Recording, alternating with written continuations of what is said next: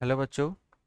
आइए प्रश्न को पढ़ते हैं और समझते हैं। यहाँ दिया गया है एक्स अक्ष बिंदुओं 2, -3 तथा 5, 6 को जोड़ने वाली रेखा को विभाजित करता है।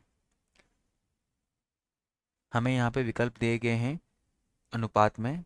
अर्थात ये प्रश्न क्या कहना चाहता है आपसे कि एक्स अक्ष इन दो बिंदुओं को मिलाने वाली रेखा को जोड़ने वाली रेखा किस अनुपात में विभाजित करता है।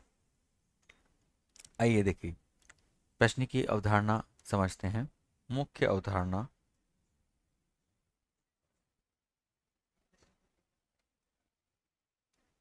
मुख्य अवधारणा मुख्य अवधारणा होती है कि यहाँ पर आपको दिया गया है एक्स अक्ष। एक्स अक्ष का मतलब ये एक्स अक्ष होता है। एक्स अक्ष का मतलब है यहाँ पर y बराबर 0।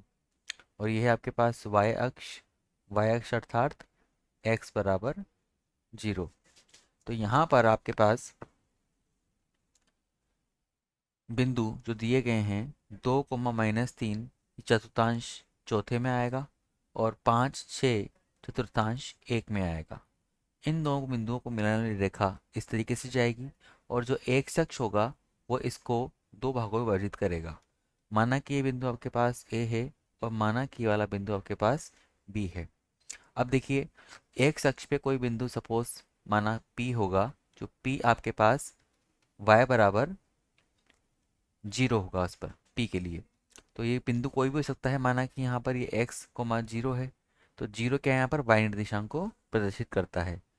पहला निर्देशांक जो है 5, ये कहलाता है आपके पास भुज। और अगला निर्देशांक जो होता है वो कहलाता है आपके पास कोटि। देखिए मुख्य अवधारणा है कि एक्स अक्ष पर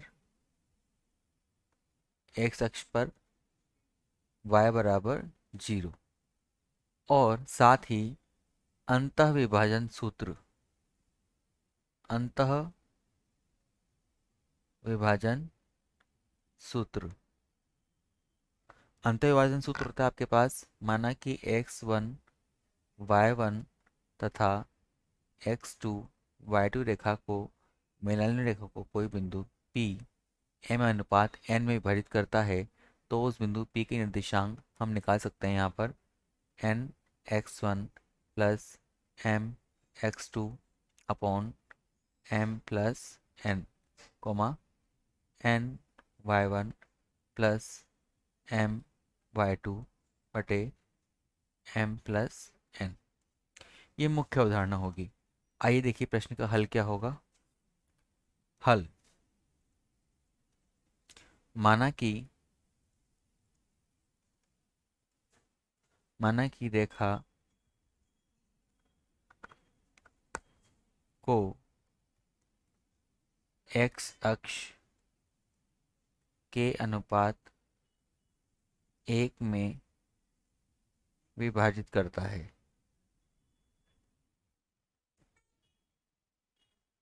विभाजित करता है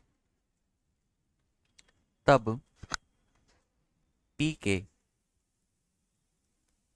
कोटि के निर्देशांक क्या होंगे।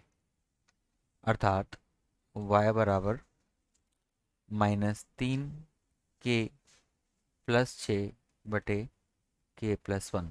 अब चूंकि यहाँ पर ये y बराबर 0 है, इसलिए ये बराबर 0 हो जाएगा।